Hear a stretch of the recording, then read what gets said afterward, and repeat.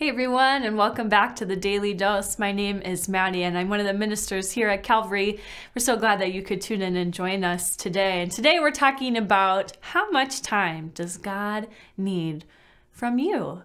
Well, I have a really unique role right now. I'm balancing just a couple of things. I'm in my pastoral internship, and I'm here at Calvary, and I'm also at a congregation called Westmo in Brandon, and I also serve part-time as a director out at Luther Crest Bible Camp.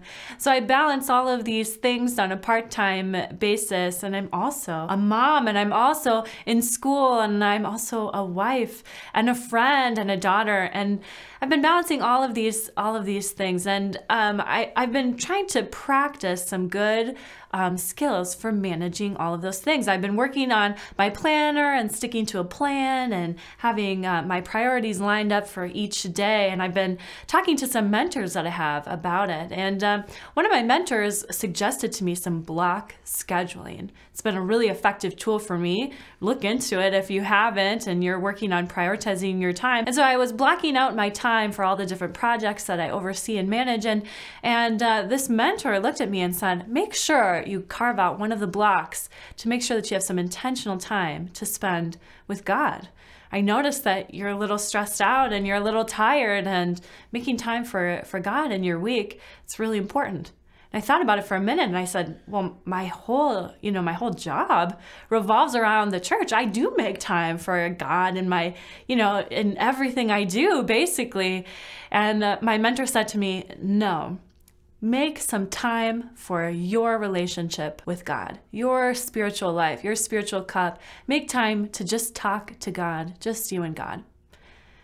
And I thought about it and I realized, well, yeah, I spend so much time talking about Jesus and fostering faith and in all people. And I realized, yeah, I do have to make some time for my relationship with God. My relationship with God matters and should come first. In fact, Jesus, so often in the Gospels, you'll read about Jesus taking time, moving away from the disciples, moving away from the crowds of people that want so desperately to hear him speak, to witness his healing miracles. They're waiting for him in huge crowds, and Jesus goes and takes time up in the mountains or just away from people just to be with God. Something that Jesus models over and over and over again. And so, spending time with God is important. In fact, it's one of the things that we should keep first when the disciples ask God or ask Jesus, what are the most important commandments? Jesus replies, love God, love your neighbors. First things first, we need to love God. So here are some 5 tips for keeping God first in your life. The first one is to prioritize, right? If your boss at work said to you to be prepared for a meeting, you would certainly come ready with all of your materials ready at hand. And just like that, we should come and prioritize the task of being with God, making time for God. Second is make time and place. For Jesus, oftentimes he would use the morning and go off and be with God. For me, as a young parent, the mornings are full of changing diapers, feeding kids, a busy, busy time. The mornings aren't the time to carve out for my time with God. And that's something I've learned about myself. But take time to think about, well, when is the best time I could be spending with God? Make a plan. There's lots of apps out there like the Bible app or different worships you can tune into just to witness the word and to be a part. You don't have to come up with a plan yourself.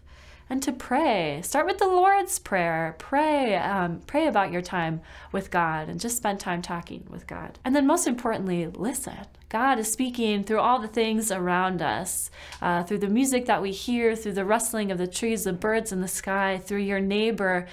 God is speaking all throughout the world. And so make sure that you are listening to how God is speaking and how the Holy Spirit is moving. So all in all, we want to make sure that you're spending time with God. Is there a requirement that God is asking? Well, no, not really. But making sure we keep first things first by making time for our relationship with God, it fills us and it puts us in relationship with God. Have a good night, everyone. We're so glad that you could tune in for the Daily Dose. If you're watching on Facebook, like and share this video. For those of you watching on YouTube, subscribe. And for those of you watching on cable access, we're so glad that you could join us. We'll see you tomorrow.